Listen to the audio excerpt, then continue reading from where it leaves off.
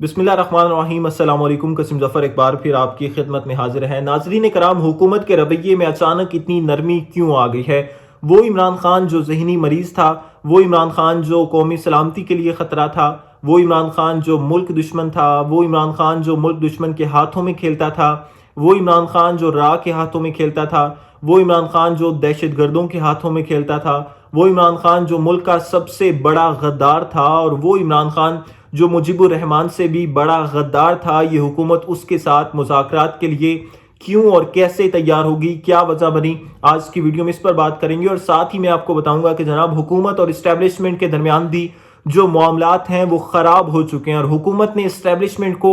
आंखें दिखा दी हैं। उसकी क्या वजह बनी, क्यों आंखें दिखाई हैं, वो भी मैं आपको बताऊंगा। और बताऊंगा कि जनाब अमेरिका, ट्रंप और पाकिस्तान के दरमियान भी जो मामलात हैं वो ख़राब होने जा रहे हैं, उसकी क्या वजह बनेगी, क्या वजह होगी, वो भी मैं आपको आज की वीडियो में बताऊंगा। पहले बात कर लेते हैं कि जनाब पाकिस्तान तहरीक इंसाफ को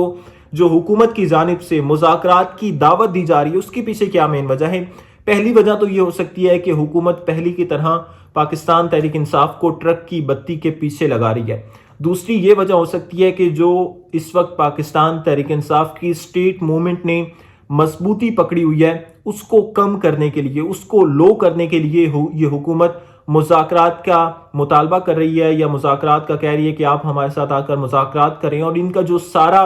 जो जहन है, जो इनकी सारी तवज्जो है, वो उस स्ट्रीट मूवमेंट से हटकर इन मुज़ाकरात की तरफ लग जाए और वो स्ट्रीट मूवमेंट कमज़ोर हो जाए। और इसके अलावा जो पाकिस्तान तहरीक इंसाफ ने 8 फरवरी की कॉल ली है, उसको वापस करवाने के लिए ये हुकूमत मुज़ाकरात की दावत दे रही है। क्योंकि राना सनाउल्लाह साहब ने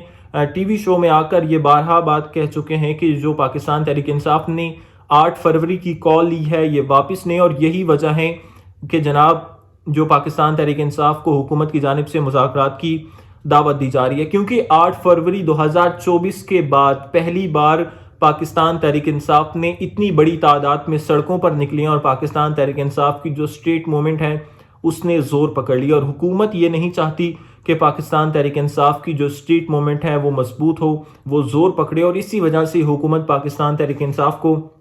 मुज़ाकरात की दावत दे रही है। उसके अलावा इनको एक और ख़तरा है, वो ख़तरा है अमेरिका से। क्योंकि जो पाकिस्तान ने पहले जो गज़ा में गज़ा अमन फ़ौज जा रही है, उसमें पाकिस्तान ने अपनी फ़ौज भेजने का भी मुतालबा किया था, लेकिन अब इनके लिए वो थोड़ा मुश्किल हो रहा है। जब इन्होंने ये पहले फैसला किया था तो लोगों की जानिब से इनको काफ़ी तनकीद का सामना करना पड़ा कि वो ट्रंप जो गज़ा में बर्बादी का सबब बना है, जो गज़ा में मासूम बच्चों की जानों का ज़ाया होने का सबब बना है, आप उसके पीछे वो फ़ौज भेज रहे हैं और आप अपनी मुल्क की फ़ौज भेज रहे हैं, लिहाजा आप लोग ये फ़ौज ना भेजें। तो इन्होंने कह दिया था ट्रंप को खुश करने के लिए कि जनाब हम अपनी फ़ौज जो है वो गज़ा अमन फ़ौज में शामिल करेंगे और अपनी फ़ौज भी भेजेंगे। और जनाब ऐसे नहीं हो जाते ट्रंप के साथ डिनर, ऐसे नहीं हो जाती ट्रंप के साथ मुलाकातें। तो यही वजह थी कि इन्होंने ट्रंप को ये बात बावर करवाई हुई थी कि हम अपनी गज़ा अमन फ़ौज में अपनी फ़ौज भी शामिल है, हमारी भी फ़ौज शामिल है, हमारी फ़ौज भी जाएगी। लेकिन अब इनके लिए वो अपनी फ़ौज भेजना मुश्किल हो रहा है।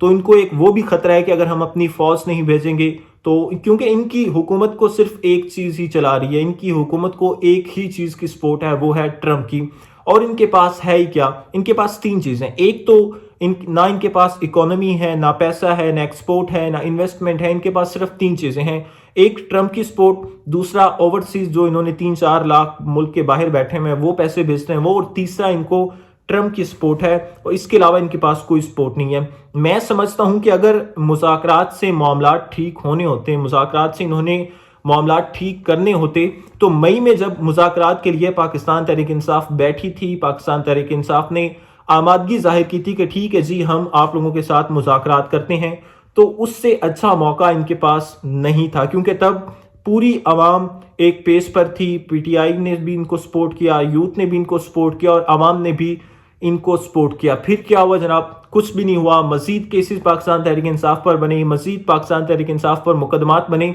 और मजीद सजाएं बढ़ी हैं, और कुछ भी नहीं हुआ। तो ये पाकिस्तान तहरीक इंसाफ को पहले ये फ़ायदा हुआ था कि जनाब जो इन्होंने मुज़ाकरात के लिए टेबल पर बैठने की कोशिश की, टेबल पर बैठे, और ये फ़ायदा इनको हुआ कि जनाब इन पर जुल्म बढ़ा, इन पर मुकदमात बढ़े, और इनकी सजाएं भी बढ़ी। ये 3 इनको पाकिस्तान तहरीक इंसाफ को फ़ायदे हुए थे जब ये हुकूमत के साथ बैठी थी। और अब यही वजह है कि पाकिस्तान तहरीक इंसाफ ने जो हुकूमत की जानिब से مذاکرات کا مطالبہ آیا تھا تو ان کو ریجیکٹ کر دیا، لیکن جو ان کے اتحادی جماعتیں ہیں انہوں نے ایکسیپٹ کیا ہے اور وہ کہتے ہیں کہ جی ٹھیک ہے، ہم مذاکرات ہیں وہ آپ کے ساتھ ٹیبل پر بیٹھیں گے اور آپ کے ساتھ مذاکرات کریں گے۔ ایک چیز تو کلیئر ہوگی کہ یہ حکومت بات چیت کے ذریعے، یہ نظام بات چیت کے ذریعے معاملات ٹھیک نہیں کرنا چاہ رہا، کیونکہ انہوں نے اگر بات چیت کے ذریعے ہی معاملات ٹھیک کرنے ہوتے تو یہ تب مئی میں جب کمیٹیاں بنی تھی 3 رکنی حکومت کی جانب سے، جو اسپیکر ایاز صادق ہیں وہ کمیٹی کی صدارت کر رہے تھے اور پاکستان تحریک انصاف نے مذاکرات آگے بڑھائے بھی تھے۔ ایک دور ہوا، دوسرا دور ہوا، دوسرے دور میں جب انہوں نے کہا، پاکستان تحریک انصاف کے لوگوں نے کہا، رہنماؤں نے کہا کہ ہم مذاکرات تب آگے بڑھائیں گے جب آپ ہماری عمران خان سے ملاقات کروائیں گے، تو یہ حکومت کی جانب سے عمران خان سے ان کی ملاقات نہیں کروائی گئی اور حکومت کی جانب سے بعض رہنما یہ بارہا ٹی وی چینلز پر آ کر بات کر چکے ہیں، رانا ثناء اللہ بات کر چکے ہیں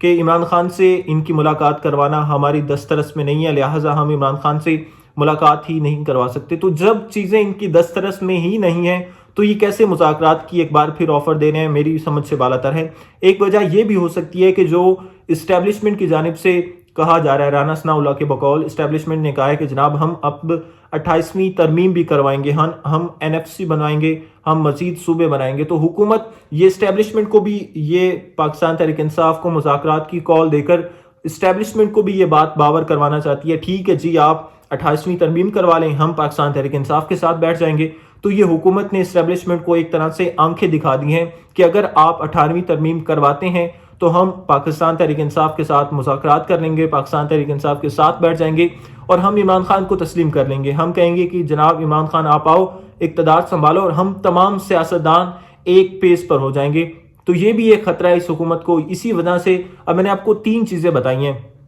ایک تو یہ کہ پاکستان تحریک انصاف کو ٹرک کی بتی کے پیچھے لگا رہے ہیں، دوسرا جو انہوں نے ٹرمپ کو یہ بات کہی تھی کہ ہم غزہ امن فوج میں اپنی فوج بھی بھیجیں گے اور یہ اب اپنی فوج نہیں بھیج رہے، ایک یہ بات ہو سکتی ہے، کیونکہ اگر یہ اپنی فوج نہیں بھیجیں گے تو ابھی ہم نے حال ہی میں دیکھا، ابھی کل ہم نے دیکھا کہ ٹرمپ کی جانب سے، امریکہ کی جانب سے جو وینزویلا پر حملہ کیا گیا، ان کا اقتدار جس طرح سے الٹا گیا اور ان کے صدر مادورو، ان کی اہلیہ کو گرفتار کر کے امریکہ میں لایا گیا، رجیم چینج کی گئی، وہ ہماری آنکھوں کے سامنے ہے۔ تو ان کو ایک ٹرمپ کی طرف سے بھی خطرہ ہے کہ اگر ہم ٹرمپ کی بات نہیں مانیں گے تو وہ ہمارے اقتدار کا جو تختہ ہے وہ پلٹ دے گا۔ اور دوسرا جناب، اگر امریکہ رجیم چینج پاکستان میں لانے کی کوشش کرتا ہے تو یہ چپ چاپ کر کے عمران خان کے ساتھ مل جائیں گے۔ دونوں صورتوں میں انہوں نے ملنا عمران خان کے ساتھ ہی ہے، کیونکہ ان کو پتا ہے کہ اگر ہم نے اسٹیبلشمنٹ کے ساتھ بھی زیادہ آنکھیں دکھائی، وہ بھی ہمیں اتار کے عمران خان کو لے کر آ جائے گا، اور اگر ہم نے امریکہ کو آنکھیں دکھائی تو امریکہ بھی چپ چاپ کر کے پاکستان میں رجیم لا سکتا ہے، جیسے بھی ہم نے کل دیکھا، میں نے آپ کو فار ایگزامپل دی ہے۔ تو تحریک تحفظ آئین پاکستان کے رہنماؤں کی جانب سے کہا جا رہا ہے،